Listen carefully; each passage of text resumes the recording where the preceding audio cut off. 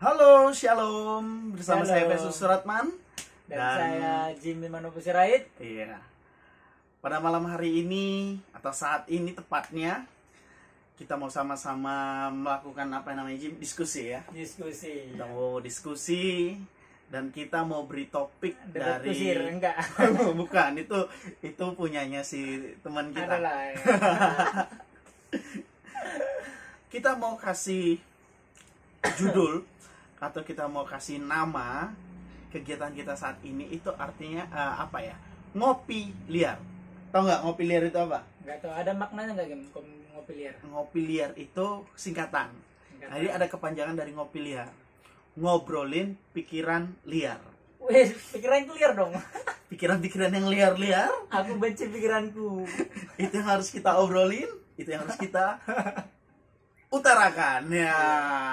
Karena terkadang mau diakui nggak diakui, Jim, kita punya pikiran itu terkadang liar. Semuanya dipikirin, kadang-kadang kayak nggak masuk akal gitu, dan wah gitu. Atau karena memang manusia itu adalah makhluk yang tingkat penasarannya tinggi gitu ya. Sangat tinggi sekali. Terbukti dari apa?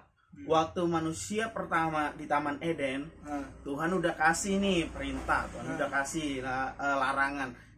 Semua buah yang di taman ini, dari pohon di taman ini, buahnya boleh dimakan, asal jangan pohon itu, gitu. Pohon pengetahuan. Tetapi akhirnya apa? Karena penasarannya tinggi, jadi akhirnya dimakan. Nah, Dari mungkin jangan dimakan. dan bilang jangan dimakan. Mungkin dari situlah rasa apa ya, rasa penasaran yang timbul itu jadi sampai ke bawah ke kita sekarang ini. Jadi kita adalah penerus itu ya. nah, jadi kita mau ngobrolin pikiran-pikiran kita yang liar.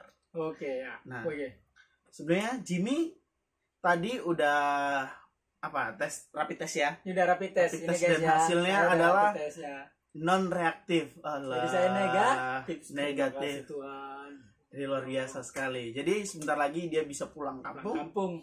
Dan setelah pulang kampung mungkin kegiatan ngopi liar kita ini lewat Instagram, bisa lihat Instagram dan ya. bisa lihat yang lain-lain. Tetapi biarlah, ini perdana loh, ini perdana. Yes. Jadi saksikan terus guys ya. Ini mau pokoknya nikmatin obrolan kita dan tangkap nilai-nilai positif dari yang kita obrolin. Karena kita akan mencoba seliar mungkin, tapi abis itu setelah udah sampai di ujung kita akan balik lagi guys ya, dan menarik ujung dari kebenarannya. Kita akan mencari kebenaran yang benar-benar mencapai kebenaran itu sendiri. Nah, kami juga menyadari bahwa tidak ada kebenaran yang mutlak dari kami. setuju. Nah, tapi itu tadi, kita hanya berusaha untuk sampai pada titik kebenaran itu guys ya. Okay. Supaya kita sama-sama mengetahui nih, memahami satu persoalan bukan hanya dari sudut pandang tokoh yang kita kagumi, wow, atau dari sudut pandang pemikiran kita saja, tetapi kita melihat sudut pandang dengan dasar yang benar. Nah, malam hari ini, saat ini, karena sekarang ini adalah malam, jadi malam hari ini kita mau sama-sama membicarakan ini, Jim. Pernah nggak sih kamu tuh ngalamin satu peristiwa, atau mungkin pernah dengar bahwa saat ada seseorang yang sedang mengalami sakit penyakit ya, penderitaan, kesusahan, kesedihan, dan ada orang yang memvonis, wah, itu hukuman dari Tuhan itu kutukan itu dari Tuhan, atau tudingan kayak gini, dosa apa yang pernah kamu buat? Kamu habis lakuin apa sehingga kamu ngalamin ini? Jadi kalau aku contohnya sakit, terus ada yang ngomong kayak gitu, Jim, kamu telah berdosa, kamu kena kutuk. Loh, ini dia datang ke sini mau jenguk aku sakit atau ngajak berantem sebenarnya? Jadi pernah nggak kayak gitu ngalamin, entah kamu atau keluarga yang ngalamin hal seperti itu? Jadi pada saat kamu sakit atau keluarga kamu sakit, saudara sakit, atau mengalami kemalangan yang lain, tiba-tiba orang yang datang mungkin sih niatnya menghibur, tetapi ada mungkin selipan-selipan lain yang mungkin mungkin ya, tujuannya mungkin bisa, wah, ini mudah-mudahan dia orang bertobat nih. Iya. Nggak tahu entah bertobat atau murtad nih setelah dengar. Coba Jin, coba. Pernah gitu. Nyuruh-nyuruh orang bertobat, sendirinya juga belum gitu ya kan. Karena Yesus bilang melihat balok selumbar di mata orang tapi balok di mata sendiri nggak lihat. Jadi takutnya gitu ya teman-teman. Sama kayak gajah di pelupuk mata kelihatan, semut di seberang lautan kelihatan atau terbalik ya kayak gitu pokoknya. Coba mungkin pernah ceritain pengalamannya, mungkin pernah ngalamin seperti itu gitu kan. Itu sih yang setauku sih pernah ya, dari pihak keluarga saya sendiri juga pernah gitu ya. Pada saat itu kakak saya ya mengalami kemalangan gitu, dalam artian adalah suatu kejadian kecelakaan gitu. Nah terus temannya datang dari salah satu STT. Jangan sebut merek ya, tapi jangan sebut merek. Dia cuma bilang ya, tapi dia sekolah kita. Pemahamannya dia tentang itu apa? Terus dia datang cuma bilang gini,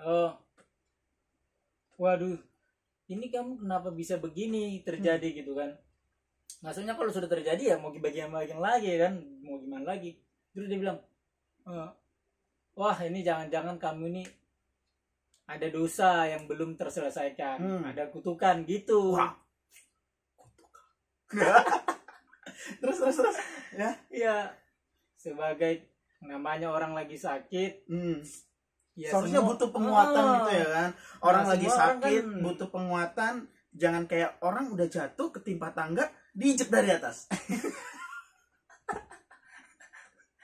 Udah jatuh diinjak lagi. Astaga. Terus. Nah, kalau setelah udah dibilang gitu ya kan, terus cuman ya namanya orang sakit ya udah, karena banyak juga kan masukan-masukan dari berbagai, ada yang negatif, ada yang positif. Nah, sebagai pendengar, sebagai yang korban gitu ya, cuman bisa menerima gitu kan, menerima apa yang telah terjadi. Tapi aku bilang pas dia nanya begitu sama saya, aku bilang gini, ya kakak ya tetap, maksudnya itu jangan dimasukkan ke dalam hati gitu, karena dosa seseorang itu bukan dia gitu yang ngurusin. Kalaupun pertanyaannya menyinggung gitu kan dosa tersendiri, ya kembali lagi sama kakak, kalaupun ada dosa aja seharusnya pertanyaan-pertanyaan seperti itu nggak boleh lagi diungkapkan. Kalaupun misalnya kalaupun misalnya seseorang sedang mengalami kesakitan, penderitaan, kemalangan, anggaplah itu ya kan, anggaplah itu adalah sebuah konsekuensi logis dari yang dialamin. Mungkin dia melakukan kesalahan, kecelakaan kan, mungkin bawa motor kebut-kebut segala macam gitu. Berarti itu adalah sesuatu yang dialami orang tersebut, tetapi orang lain nggak berhak untuk menyatakan lu berdosa, menghakimi jatuhnya ya. Memvonis. Padahal sebenarnya itu bukan bagian dia. Ya. Dan dia sebenarnya nggak ada. Ya, kalau memberikan nasihat dalam bentuk kemasannya harus bagus gitu kan. Tidak langsung memvonis, menghakimi kamu berdosa. Mungkin blue game. Obrolannya judul timeline-nya kita adalah ngopi yang diminum air mineral. Jadi gini ya guys ya, judul kita hari ini adalah Kak Anda sakit udah perpuluhan belum? Karena cocok, benar banget kayak gitu, karena saya juga pernah mengalami dari keluarga dari pihak keluarga. Memang di keluarga ada yang adik lagi itu sakit. Nah, sakit ini adalah waktu yang lampau banget. Memang ada seseorang betuan pelayan Tuhan, dia pendoa syafaat, dimintalah untuk ya udah dukung dalam doa. Nah, tapi sebelum dukung dalam doa itu ada pertanyaan yang sangat mencekamkan. Apa itu game? Pertanyaan yang sangat mengerikan. Pertanyaannya tuh kayak gini, kedengarannya sih sederhana, cuman ngeri. Yaitu apa? Bapak Ibu, coba dilihat dulu. Halus ya? Halus pokoknya. Dilihat dulu. Mungkin Bapak Ibu nggak setia di dalam membayar perpuluhan. Loh. Orang sakit. Orang sakit. Disuruh cek perpuluhannya. Aduh. Disuruh cek perpuluhannya, setia nggak bayar perpuluhan. Kayak gitu. Saya sebagai seorang anak dan waktu itu posisinya sudah kuliah, sekolah teologi, Alkitab. Ya sedikit banyak, walaupun nilai saya nggak bagus-bagus amat, tapi nggak pernah lah di bawah 3. Tapi dengan mendengar kayak gitu, kawan cerita sambil nangis telepon, oh gini. Ya pertanyaan yang aneh, lucu, tapi menggemaskan. Orang sakit, suruh lihat perpuluhan. Korelasinya itu gimana? Secara pikiran kan, oh mungkin karena nggak bayar perpuluhan maka sakit, mungkin seperti itu.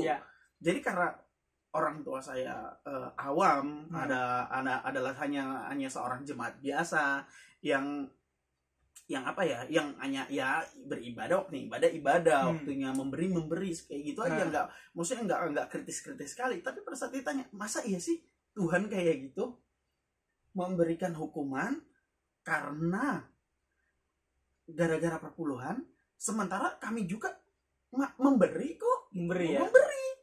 Nah posisi memberi gitu. Dan pertanyaan kayak gitu, suruh ngecek perpuluhan. Nah ini gimana ya, maksudnya apakah gembala itu yang dipahaminya gini? Enggak, ini itu bukan gembala. Bukan Jadi gembala. siapa? Tapi dari luar, orang dari luar. Okay. Bukan gembala. Tapi ada loh game, dia diundang gitu kan, salah satu gereja, dia berkhotbah tentang begitu. Dia bilang salah satu ibu mungkin sakit gitu kan, dia selalu khotbah, selalu ada aja ibu yang disaksikan dia gitu kan, diberikan kesaksian ibu ini. Tapi ibu ini nggak pernah bersaksi gitu, dan kita nggak tahu gitu ibunya yang mana sih gitu yang sakit ini, kami pengen tahu gitu kan. Dia cuma bilang, oh ibu ini sakit. Langsung saya tanya dong, kamu udah berayat puluh-puluhan belum? Ternyata bapak ibu katanya sama jemaatnya kan, ternyata dia nggak bayar perpuluhan, makanya sakit. Loh, maksudnya yang ditahu pikiran liar saya mulai saya mulai liar. Yang ditahu si pembicaranya, apakah dia mengetahui pemahamannya begini, orang yang rajin membayar perpuluhan dia terjamin bahwa dia akan sehat selalu. Oke, mungkin dengan orang membayar perpuluhan, yang pertama kan mungkin sehat selalu, yang kedua mungkin berkemakmuran, hidupnya sejahtera, melimpah, penuh dengan berkat secara jasmani. Mungkin korelasinya ke situ kali ya. Tapi jatuhnya gini, gereja seolah-olah jadi kejam gitu. Kejam dalam arti mereka menguras. Coba jemaat itu kan bukan nggak selalu semuanya kaya gitu kan. Coba gitu. Kalau kita mau fair, kita lihat orang-orang kaya yang bukan orang Kristen. Banyak kan? Banyak. Apakah mereka kaya? Apakah mereka sukses? Apakah mereka hidup mereka sehat karena mereka bayar perpuluhan? Tanda tanya besar nih. Coba, ini pikiran liar saya mulai liar. Kita jangan sampai terlalu liar game, nanti kita murtad. Wah, berarti kalau orang sehat, orang sukses, kaya, banyak hartanya, tetapi dia nggak Kristen, otomatis dia nggak bayar perpuluhan. Tetapi mereka ngalamin itu, berarti nggak bisa disimpulin dong bahwa orang yang bayar perpuluhan akan mengalami kekayaan, akan mengalami hidup sehat. Contoh, orang-orang Kristen di luar Kristen, orang-orang yang kaya, mereka kan nggak bayar perpuluhan, tapi kaya. Berarti kan ada faktor X lain. Mereka kaya karena kerja, itu nggak malas. Kayak saya kan malas rebahan. Nggak ada pemasukan. Kan berarti kan faktor utama untuk seseorang bisa kaya bukanlah ngasih perpuluhan. Dan akan salah juga nih kalau saya punya konsep berpikir ya, kamu ngasih perpuluhan tapi tujuannya supaya kaya. Wah, itu nggak benar juga. Karena kalau misalnya tahu konsep perpuluhan, itu bukan kita ngasih supaya kita dikasih lebih banyak. terkadang kan orang punya konsep berpikir gitu, ya kita kasih 10%, Tuhan akan limpahkan kita lebih dari yang kita kasih. Kalau mau dapat ikan besar, umpannya harus besar. Berarti kita nggak tulus dong kalau misalnya punya konsep berpikir saat memberikan perpuluhan seperti itu. Tapi memang di gereja itu udah beberapa gereja memang diajarkan begitu, perpuluhan itu sebagai pancingan. Nah, perpuluhannya umpan ditaruh pancingnya lah kan di umpan, akan mendapatkan yang lebih besar, atau yang dilipat gandakan, ada yang dilapan gandakan. Wah, jadi berganda-ganda nanti Jadi kayak gini, lebih baik kalau misal memahami konsep berpikir bahwa mengembalikan persepuluhan adalah sesuatu yang wajib. Lakukan dengan setulus hati. Lakukan dengan setulus hati, karena kan banyak nih doktrin atau tafsiran yang mengatakan, oh kamu harus bayar perpuluhan. Enggak, ada yang bilang oh enggak perlu bayar perpuluhan, bukan diwajibkan. Nah, kalau misalnya pun perpuluhan adalah sesuatu yang diwajibkan, harus untuk dikembalikan pada Tuhan, kembalikanlah, tetapi dengan motivasi yang benar. Iya, betul. Kita memberikan perpuluhan bukan untuk kita mendapatkan berkat yang lebih besar dari apa yang kita kasih. Enggak. Karena apa? Semuanya punya Tuhan. Kita nggak mengembalikan perpuluhan kepada Tuhan. Tuhan nggak menjadi miskin. Iya, betul. Karena seluruh dunia ini punya Tuhan. Ya kan? Kalaupun kita memberikan perpuluhan, Tuhan nggak menjadi kaya. Karena apa? Ya, Tuhan memang sudah dari sananya kaya karena dia memiliki alam semesta ini. Nah, justru masuk akal kalau orang memberikan perpuluhan gitu, memang niatnya ini tuh gereja karena gereja punya kebutuhan. Gitu. Maksudnya dengan dasar yang tulus gitu, dengan hati yang tulus, memiliki konsep berpikir bahwa ya saya harus mengembalikan apa yang harus saya kembalikan kepada Tuhan. Harus tulus ya. Harus tulus. Garis bawah tulus ya, jangan ada iming-iming gitu ya. Tidak ada motif lain, misalnya aku memberikan ini supaya Tuhan kasih ke saya. Kita mau dikasih nggak dikasih sama Tuhan, kita berikan yang terbaik sama Tuhan. Mau diberkati nggak diberkati sama Tuhan, kita berikan yang terbaik sama Tuhan. Gini, kalau kita datang ke gereja gini kan, tapi kita lagi dalam keadaan memang nggak ada uang gitu, sampai ke gereja aja kita udah bersyukur gitu kan, karena mungkin jalan ke gereja, contohnya kita jalan kaki, gitu, kita udah bersyukur nyampe ke gereja, dan kita lagi memang dalam ada kesusahan gitu. Terus kita nggak memberi persembahan gitu. Menurut Pak Gem itu gimana? Apakah salah, apakah enggak gitu? Gini, kalau kita katakan persembahan yang sejati itu persembahan seperti apa sih? Persembahan yang sejati adalah yang memberikan, mempersembahkan tubuh, mempersembahkan hidup kita. Persembahan sejati ada persembahan, persembahkanlah tubuhmu sebagai persembahan yang sejati. Ya. Persembahan tidak hanya berbicara tentang nominal uang yang dikasih. Hidup kita ini adalah persembahan. Kalau kita udah berani memberikan hidup kita adalah persembahan, mengenai nominal uang itu nggak akan jadi ukuran untuk kita memberikan persembahan untuk Tuhan. Ingat pemuda janda miskin yang ngasih duit 2 peser di bait Allah, yang Yesus tanya sama murid-muridnya, ada orang kaya ngasih banyak, menurutmu mana yang paling baik banyak? Nah, Yesus bilang, murid-muridnya bilang, ya orang kaya itu gitu kan. Yesus karena lebih banyak ya nominalnya ya. Tapi Yesus bilang perempuan miskin itu, kenapa? Dia memberi dari ketidakpunyaan dia. Dia nggak punya apa-apa, tapi memberi. Dia memberikan yang mungkin itu duit terakhirnya dia mungkin gitu kan, dikasihkan. Tetapi itu yang dipandang sangat dipandang baik oleh Tuhan. Karena apa?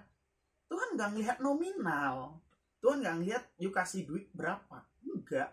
Tapi Tuhan lihat kedalaman hati. Kalaupun misalnya datang nggak bisa ngasih persembahan, tetapi Tuhan tahu kedalaman hati kita. Datang sama Tuhan dengan tulus. Terkadang kan ada orang yang memiliki konsep, aduh aku nggak beribadah lah. Ya, karena nggak punya persembahan. Itu kan gitu kan. Iya. Kan. Aduh. Nggak malu lah waktu durung ya. Durung kan ya. Aduh. Tapi sekarang enak ya, gereja online jadi nggak ada persembahan ya kan. Transfer ya kan. Iya. Jangan lah, tidak pernah transfer lagi. Aduh. Sebenarnya ya gimana ya, itu kembali lagi lah ke apa motivasi hati kita di dalam memberi. Coba lihat kenapa orang Israel waktu di perjanjian lama mereka ada yang mempersembahkan lembu, ada yang mempersembahkan kambing domba, bahkan yang paling kecil itu apa, merpati. Iya. Kenapa coba seperti itu? Karena nggak semua orang Israel itu adalah orang yang kaya, misalnya gitu kan. Nggak semua orang bisa mempersembahkan lembu, karena nggak semua orang punya lembu, nggak semua orang punya ini. Nggak ada patokan persembahan ya. Jadi semua bebas memberikan apa yang dipunyai. Tetapi ada syaratnya dalam memberikan. Tidak boleh bercacat dan tidak boleh yang bercela dari hewan yang dikasih itu. Jadi di sini poinnya apa?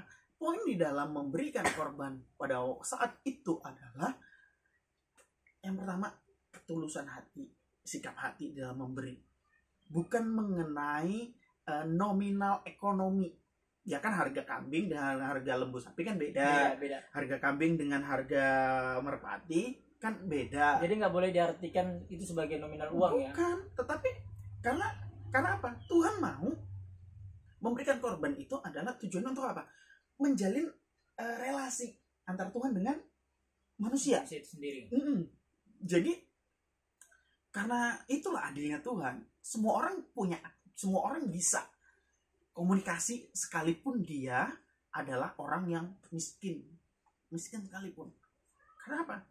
Nggak bisa mempersembahkan sapi, bisa persembahkan kambing domba. Nggak bisa persembahkan kambing domba, persembahkan burung. Supaya apa? Supaya tetap ada relasi itu terjalin. Nah, yang selanjutnya kan tadi apa? Tidak bercacat celah. Artinya apa? Yang benar-benar sempurna, yang kasih gitu, yang terbaik, bukan yang pilih-pilih. Dan ini bukan tentang kita, bukan tentang manusia memberikan apa kepada Tuhan, tetapi ini tentang kepada siapa kita memberikannya. Bukan tentang apa yang kita kasihkan, tetapi tentang kepada siapa kita memberikan.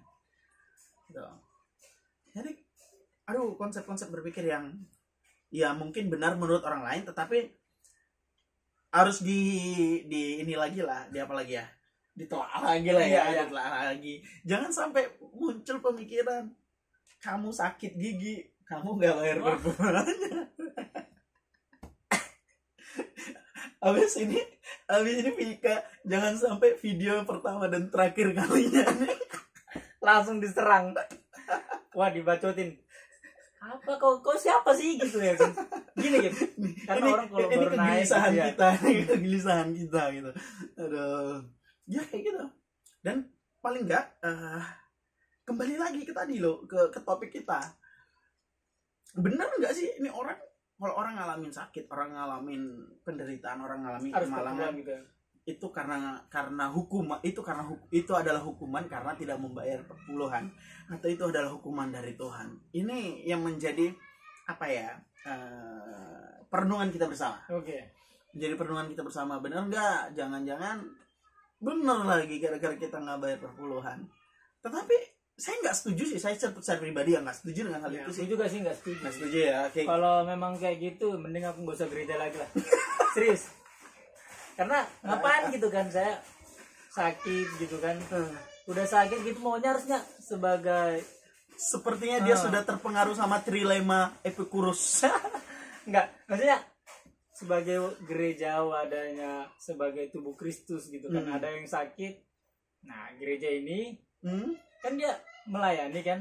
Nah, melayani orang sakit dalam arti apa? Nggak bisa membantu dengan dana, setidaknya mendoakan yang terbaik dari sembuh gitu kan. Kalau nggak bisa itu juga, seenggaknya jangan menghakimi. Iya, menghakimi gitu. Jadi yang sakit juga kasihan gitu kan. Loh, dia mikirin loh bayar obat berapa. Tahu kan sekarang obat berapa kan mahalnya kan. Belum lagi sekali suntik berapa.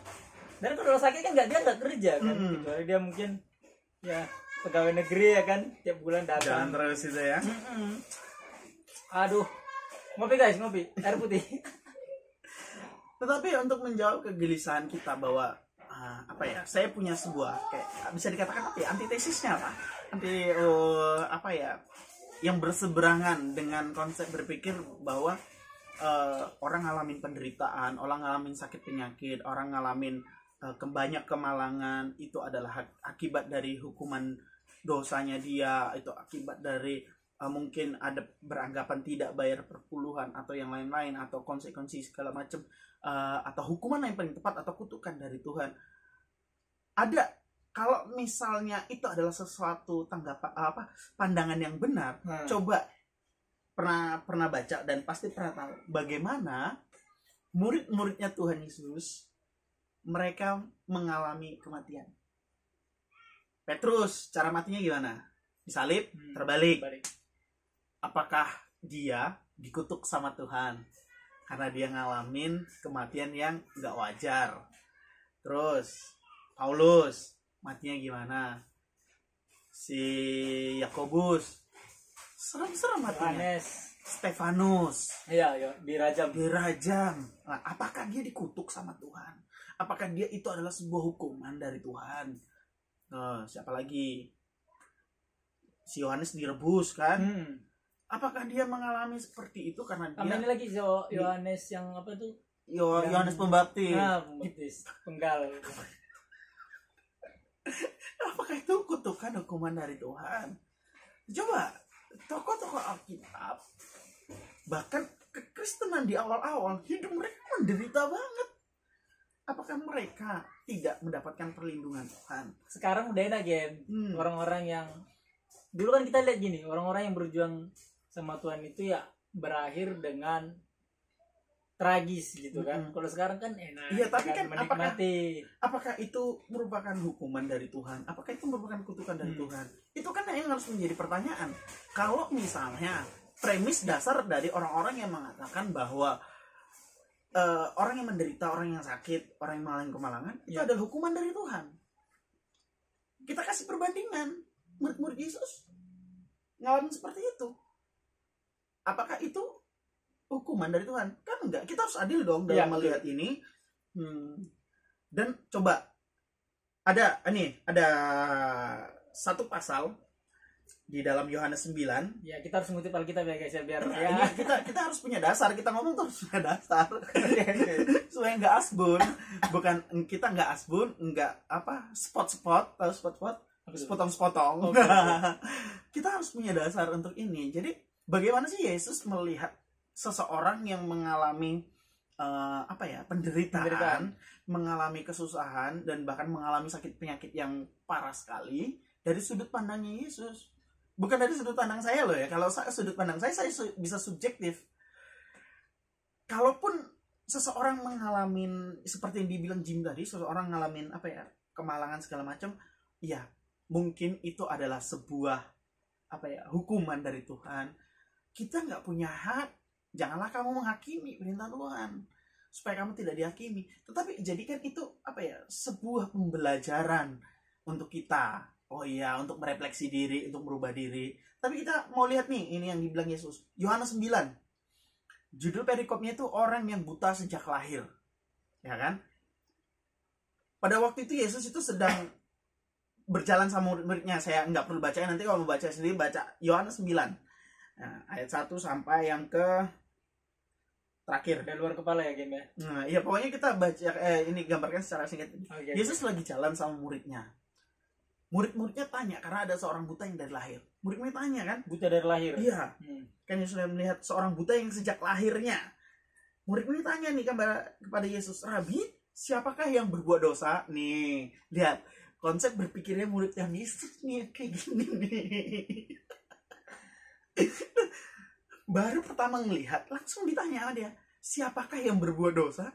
Wih, enak banget ya. Itulah orang yang kadang-kadang ya langsung nyari titik dosanya di mana gitu ya. Orang ini sendiri atau orang tuanya sehingga ia dilahirkan buta. Nah, biasanya kan orang kayak gini pikir, aduh dosa apa yang udah kau buat? Dosa orang tuamu buat dosa apa sampai kamu kayak gini? Itu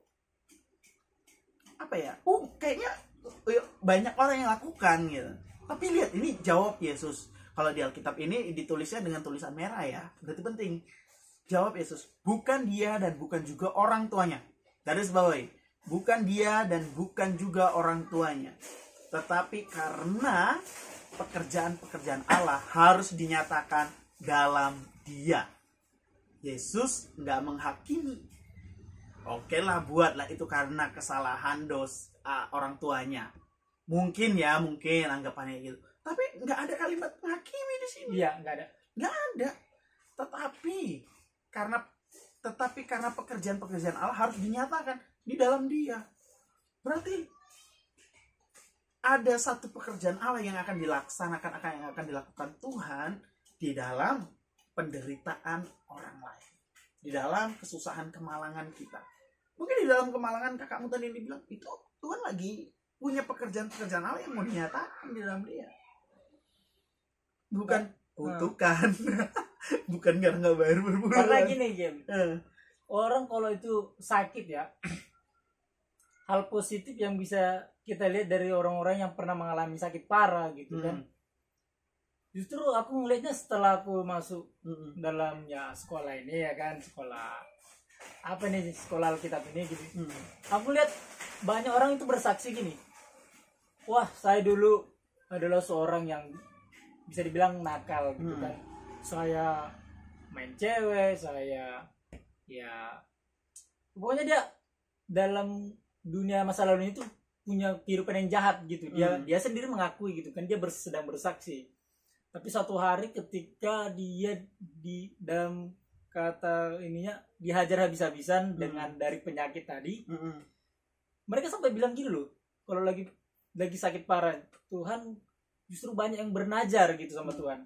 Tuhan, kalau saya sembuh, Tuhan izinkan saya sembuh, entah dia mengalami kecelakaan, sakit penyakit apapun itu ya kan. Kalau saya sembuh, maka saya akan memberikan diri kepadamu, saya akan melayani engkau gitu. Nah justru orang-orang kayak gini yang mereka setelah dihajar habis-habisan sakit dan sembuh dari penyakit itu, mereka adalah orang-orang yang berjuang gitu.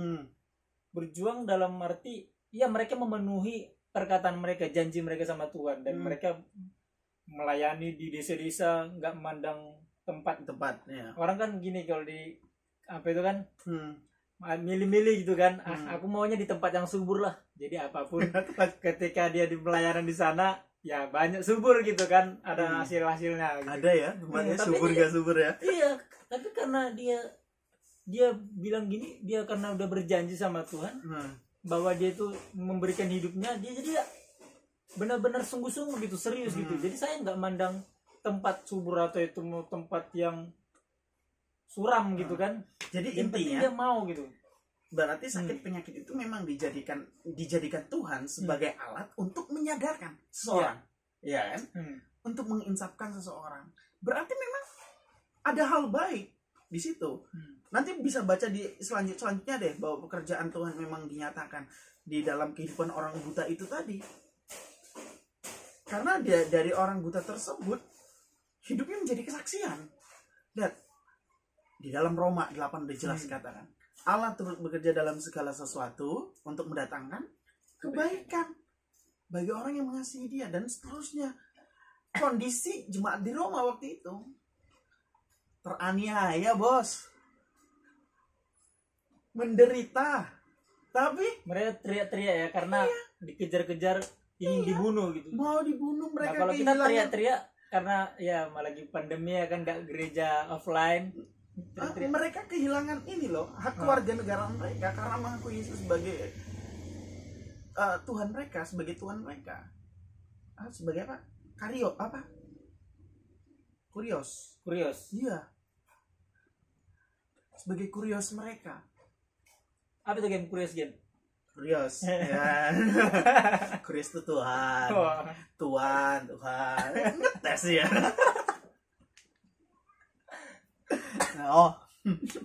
Nah itu. Tetapi Paulus bilang itu akan mendatangkan kebaikan. Benar. Kenapa? Karena mereka mengalami itu dan ditulis di dalam Alkitab. Kita yang sekarang memperoleh kekuatan akan ayat tersebut, akan pengalaman yang mereka alami. Jadi memang Yesus bilang itu bukan dia dan bukan juga dosa orang tua, bukan juga orang tua, tapi pekerjaan-pekerjaan Allah harus dinyatakan di dalam Dia. Berarti saat kita mengalami penderitaan, saat kita mengalami kesusahan, kemalangan, memang pekerjaan Tuhan mau dinyatakan di dalam kehidupan mereka, di dalam orang-orang yang mengalami tersebut. Coba kalau kita melihat contoh masa kini. Contoh yang ini. Ada yang namanya Nick Vujicic. Ya, nggak punya tangan, nggak punya kaki, tapi dia jadi apa? Jadi motivator untuk orang-orang yang normal. Coba bayangin. Banyak orang-orang normal nggak bisa berenang, dia bisa berenang, nggak ada tangannya. Nah, terus nih, Phoenix Crosby, orang buta, tuli. Tuhan pakai dia untuk apa? Ciptakan ribuan lagu kidung jemaat. Phoenix Crosby, tuli, buta. Ciptakan gitu. Aku satu lagu aja nggak ada. Aku ini mata ada ya, telinga tuh, bisa mendengar. Satu menjadi inspirasi yang wow banget. Coba, karena apa? Dia tahu bahwa pekerjaan Tuhan tuh mau dinyatakan di dalamnya. Tapi kalau orang yang menuding dia, oh itu karena dosa orang tuamu, itu karena dosa kamu, ya susah. Banyak lagi contoh-contoh lain yang mereka mengalami sakit penyakit tetapi menjadi kesaksian di dalam kehidupannya. Oh, luar biasa banget. Jadi kayak gini, tidak selamanya yang sakit penyakit, penderitaan segala macam itu adalah hukuman dari Tuhan. Itu adalah hukuman dosa. Oke, anggaplah itu adalah konsekuensi yang harus diterima dari kesalahan seorang. Tetapi dari situ juga Tuhan mau pakai untuk pekerjaan dia. Dan nama Tuhan akan dipermuliakan dari situ. Sedikit saja nih ya. Oke. Umur adik saya sekarang itu udah 24 tahun. Adik kandung Pak Gem? Adik kandung. Dari 24 tahun, bayangin dari umur 1 tahun sampai 24 tahun. Dia harus berobat tiap bulan. Pertama itu tiap bulan harus mengeluarkan uang sekian juta untuk berobat. Sekian juta. Kalau bisa tahu Gem, itu penyakit apa Gem? Penyakitnya itu epilepsi. Terus dia bisu tuli. Bisu tuli, dan dia ada kayak kayak gangguan jiwa, skizofrenia gitu. Jadi dia kayak halusinasi, kayak ngelihat kayak ngomong sendiri segala macam, nah itu sampai sekarang. Jadi dia harus berobat terus. Itu obatnya bukan obat yang murah. Jadi setiap 2 bulan sekali sekarang harus ke 2 rumah sakit. Jadi pagi misalnya ke rumah sakit jiwa, yang siangnya ke rumah sakit spesialis sarafnya untuk epilepsinya. Aduh, repot banget dong. Iya. Dan akhirnya itu memang benar ayat ini. Yohanes 9 ini sangat begitu luar biasa lah, memberikan kekuatan. Kenapa? Dari situ menjadi sarana kesaksian untuk dari keluarga kami untuk orang lain. Orang-orang lihat, aduh, keluarga kalian kok kayak nggak ada masalah ya. Keluarga kalian kok kayak happy aja, kayaknya sukacita aja. Itu maksudnya yang orang yang berbeda agama gitulah ya. Dari situ menjadi kesaksian bahwa kalau bukan karena Tuhan kami, Yesus Kristus yang memberikan kami kekuatan, kami nggak akan mampu. Nah, kalau kami nggak ngalamin seperti itu, nggak ngalamin penderitaan ini, kami nggak mungkin sanggup ngomong kayak gitu. Ini maksudnya penderitaan ini mulai dari kecil loh. dari umur 1 tahun sekarang. Dari umur 1 tahun dia kan kena step panas tinggi, abis itu sampai sekarang dampaknya 24 tahun umurnya kan 9, dia kelahiran 96. Iya, kurang lebih 24 tahun lah ya sampai sekarang ya. Dan itu Tuhan izinkan itu terjadi. Dari situ Tuhan nyatakan kuasanya, Tuhan nyatakan pertolongannya. Memang Tuhan mau nyatakan pekerjaan-pekerjaan dia di dalam hal seperti itu. Ini bukan bukan satu pembelaan diri bahwa ini bukan untuk menyalahkan ini kutukan dari Tuhan atau apa, enggak. Tapi memang ini adalah sebuah kesaksian hidup yang menyatakan bahwa ini loh Tuhan mau bekerja dari yang kita alami gitu. Tuhan mau pakai apa yang kamu alami, yang saudara-saudara, teman-teman semua alamin, sekalipun itu penderitaan, supaya tidak menyerah gitu. Kalaupun ada orang yang ngomong kayak gitu, ya udahlah, biar Tuhan dengan kita yang berurusan. Orang bebas mau ngomong apa terserah. Iya, berkomentar gitu. Orang bebas komentar. Netizen karena mereka juga punya pikiran liar juga gitu kayak gitu ya. Makanya. Jadi inilah pikiran liar kita yang kita bahas pada malam hari ini. Kita ngobrolin pikiran kita yang liar.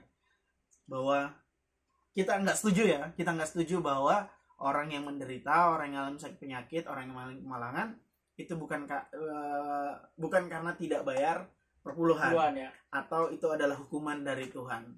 Kita nggak setuju dengan hal itu.